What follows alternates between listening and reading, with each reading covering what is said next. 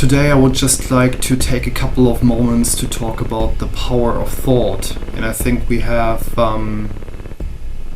nowadays quite a good understanding of the general concept that we can influence our reality through the quality of our thoughts. And there are plenty of books on the topic as well, and a lot of YouTube videos as well. So I'm not really talking about this really basic idea that thought influences our perception of reality and how reality unfolds for us. It's rather my idea, why is it oftentimes not really working for a lot of people? So the first step, basically, if we are conscious of our thoughts and careful regarding the if we are careful regarding the manifestation of thought, I mean, you cannot really always influence thought, that's definitely clear, but let's just say if you're aware of your thoughts and try to control your negative thoughts. So as soon as negative thoughts arise, which is a normal process in my opinion, as soon as negative thoughts arise, you do something against it. So you try to focus on something else. I mean, this is just very basic stuff. But I thought, okay, what is the link between the thought itself and the outcome? And there's another important component, which is the action you need to take. So the thought is like the preliminary foundation for reality to manifest. And following this preliminary step, there's where the unfolding takes place. I would say the outcome is the unfolded result, and the unfolding process is the link to your action. So I hope that makes sense.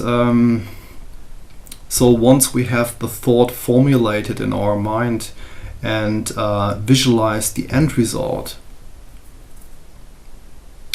then we need to take actions that produce a direct link to that thought process.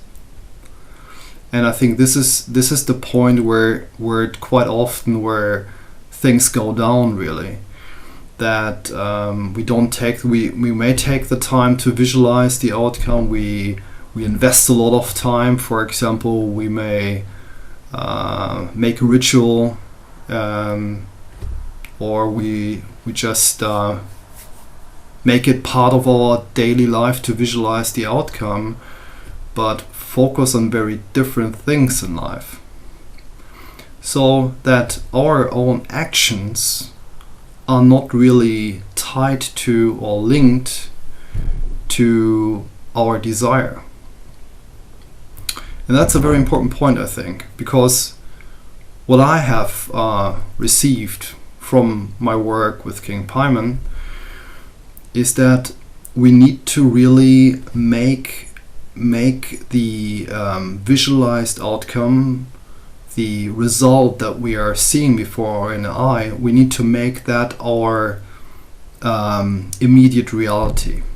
And how can you make it your reality if you go about boring, mundane stuff that you just face every single day, the stuff you have to do? So you go to work and do the things you have to do.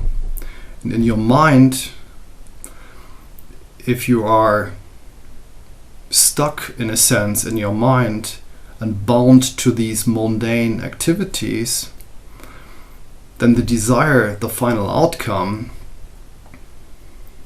well, let's say there is no opportunity really for the outcome to unfold. So you need to choose your actions carefully. and you need to emphasize the idea that if you want something, if you really want something, you need to make it your priority. You need to place it in the foreground of all other activities. So this is definitely something I've learned from the communications, or from the channeled messages from King Paimon, that if you want something, if you desire something, if you can visualize it, the thought is just the preliminary reality. If you think all of these steps, in a sense, all of these procedures, like thinking or the conceptualization stage, then you have the thought, you visualize the outcome and all the associated aspects of your desired reality that you're looking for. All these aspects are, in a sense, layers of existence, or let's put it that way, forms of reality. And the thought is a preliminary form of reality. The outcome is like the final product, the final reality. And on its way, there are a lot of dynamic processes taking place. And if you are not engaging in these dynamic processes, then I think there's no way to really bridge the gap from this preliminary form of reality to the final outcome. So this is like it's maybe like comparable to a river and to how would you say it, to shores. In order to go from one shore to the next, you would find a way to pass over to go to the other side of the river. And this may not be the best example, but this is where really the action takes place. And the more dynamic your approach is, the more invested you are regarding this middle stage of the process.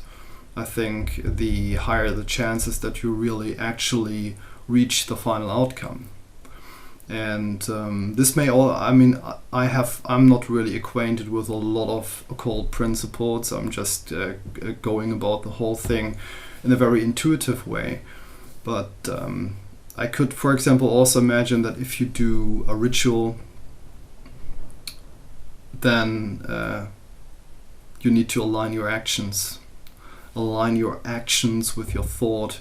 So I could assume that there is no point that someone is doing a ritual for you and you just go about your daily life without making it the primary focus of your existence. So this is an important point.